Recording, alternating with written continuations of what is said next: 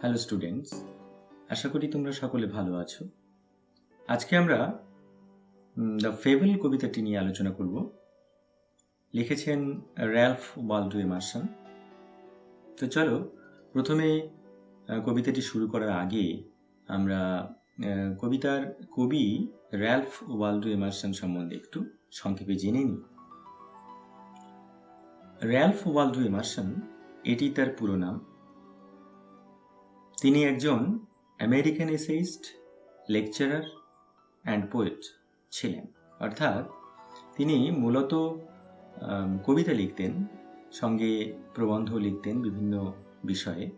তার লেখালেখির বিষয়ের মধ্যে ফিলোসফি অর্থাৎ দর্শনের একটা গুরুত্বপূর্ণ ভূমিকা ছিল। পেশাগত দিক দিয়ে তিনি একজন লেকচারার ছিলেন, অর্থাৎ অধ্যাপনা তিনি করতেন। তার উল্লেখযোগ্য লেখাগুলোর মধ্যে আমরা জানব কনকর্ড হিম বা hymn, Brahma, self reliance, representative men. আরও একবার বলছি, Concord hymn, Brahma, self reliance, representative men. এই উল্লেখযোগ্য লেখাগুলো আমরা মনে রাখব।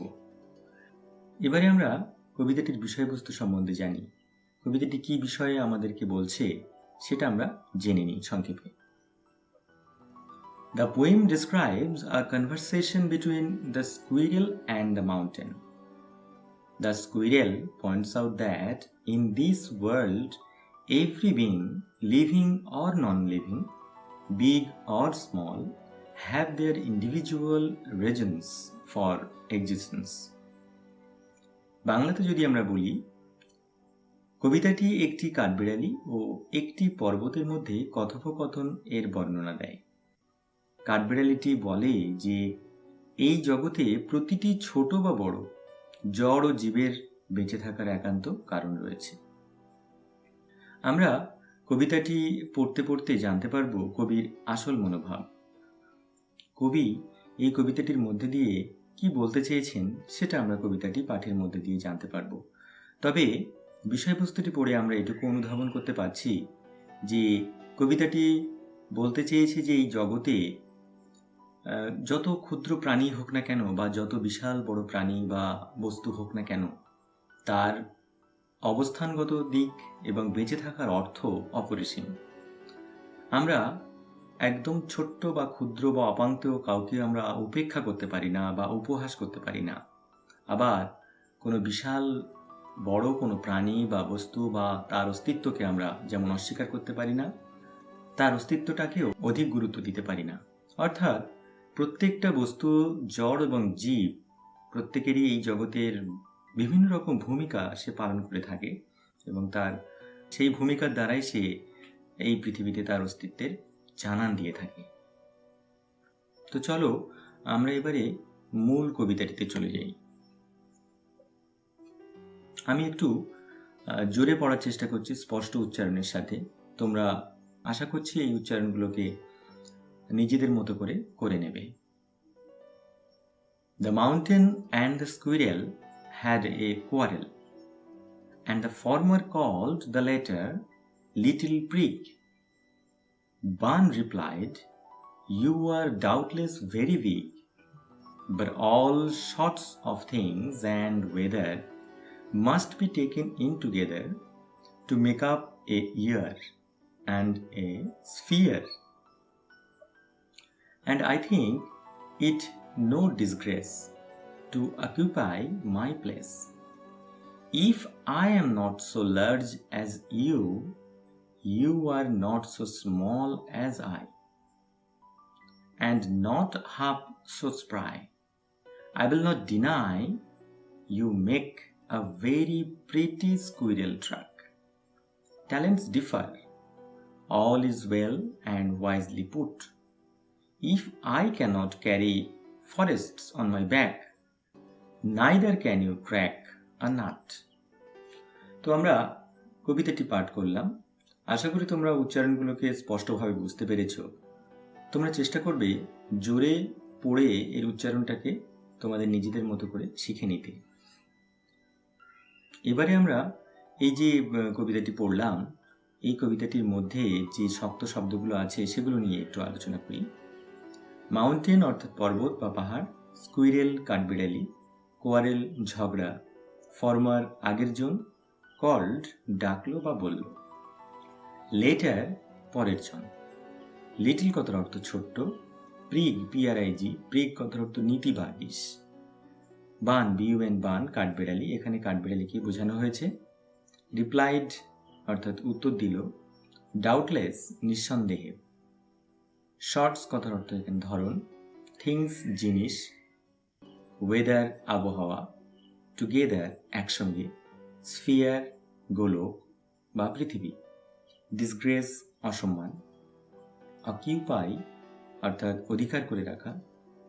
লার্জ বড়। অ্যাজ যেমন, স্মল ছোট। হাফ অর্থাৎ অর্ধেক।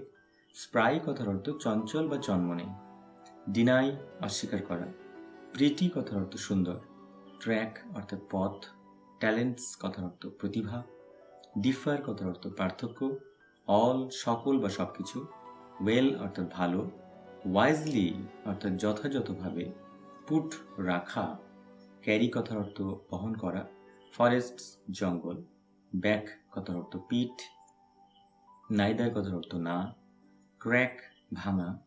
নাট কথার অর্থ বাদাম। তো আমরা কঠিন শব্দগুলো আশা করছি এখান থেকে শিখে নিতে পারবো। তো এবারে চলো আমরা মূল কবিতাটির বাংলা অর্থ কেমন হয় সেটা জেনে নিই। The mountain and the squirrel had a quarrel. পাহাড় আর কাঠবিড়ালির মধ্যে হলো এক ঝগড়া। And the former called the latter little prig. প্রথম জন ডাকলো পরের জনকে ছোট্ট নীতিবাগীশ বলে। বান রিপ্লাইড, জবাব দিল কাঠবিড়ালি। You are doubtless very big. সন্দেহ নেই তুমি অনেক বড়। But all sorts of things and weather. কিন্তু সব ধরনের জিনিস আর এই আবহাওয়াকে must be taken in together, নিতেই হবে একসঙ্গে। To make up a year, পূর্ণ করতে একটা বছর। অ্যান্ড আ স্ফিয়ার, আর এই জগৎ। And I think it no disgrace. আমি মনে করি না এটা কোনো অসম্মানের। টু অকিউপাই মাই প্লেস, নিজের জায়গার প্রতি অধিকার। If I am not so large as you, যদিও আমি তোমার মতো বড় নই। You are not so small as I, তুমিও আমার মতো ছোট্টটি নও। And not half so spry, এবং আমার অর্ধেকও চনমনে নও। I will not deny you make a very pretty squirrel track. আমি এটা অস্বীকার করব না যে তুমি আমার চলার জন্য সুন্দর একটি পথ তৈরি করে দাও। ট্যালেন্টস ডিফার, গুণের ভিন্নতা থাকে। All is well and wisely put, তবু সবকিছু সুন্দর আর যথাযথভাবে রাখা আছে। If I cannot carry forests on my back, আমি যদি আমার পিঠে জঙ্গল বইতে না পারি। Neither can you crack a nut, তুমিও তো পারো না একটি বাদাম ভাঙতে। খুব সুন্দরভাবে কবিতাটি শেষ হয়েছে এবং শেষের কয়েকটি লাইন দিয়ে কবি আরও পরিষ্কার করে আমাদেরকে বুঝিয়ে দিয়েছেন যে এই জগতে যেমন একটি ছোট্ট কাঠবিড়ালির ভূমিকা অনস্বীকার্য, তেমনি একটি বিশাল পর্বতেরও গুরুত্ব অপরিসীম। এই কবিতাটির যে মর্মার্থ সেটাকেই জানব যে এই জগতে প্রত্যেকটা ক্ষুদ্রাতি ক্ষুদ্র প্রাণী, যাকে আমরা ছোট্ট বলে অবজ্ঞা করি বা অপাঙ্ক্তেয় মনে করি, তাদেরও ভূমিকাও সমান গুরুত্বপূর্ণ। যতটাই বা সেই বিশাল পর্বত বা পাহাড় বা বিশাল বৃক্ষশ্রেণী বা সেই বিশাল নীল তিমি, প্রত্যেকেরই ভূমিকা যেমন এই পৃথিবীতে আছে, তেমনি অতি ক্ষুদ্রাতি ক্ষুদ্র প্রাণীদেরও ভূমিকা অপরিসীম। নয়তো এই জগৎটি একটি ইনডিসিপ্লিন অর্থাৎ বিশৃঙ্খল অবস্থায় চলে যেত। তো কবিতাটির আসল অর্থ আমরা ধরতে পেরেছি আশা করি, এবং এর আক্ষরিক অর্থগুলোও তোমরা জানতে পেরেছ, শব্দার্থগুলোকে আশা করি শিখতে পেরেছ। তো আজকে এই পর্যন্তই।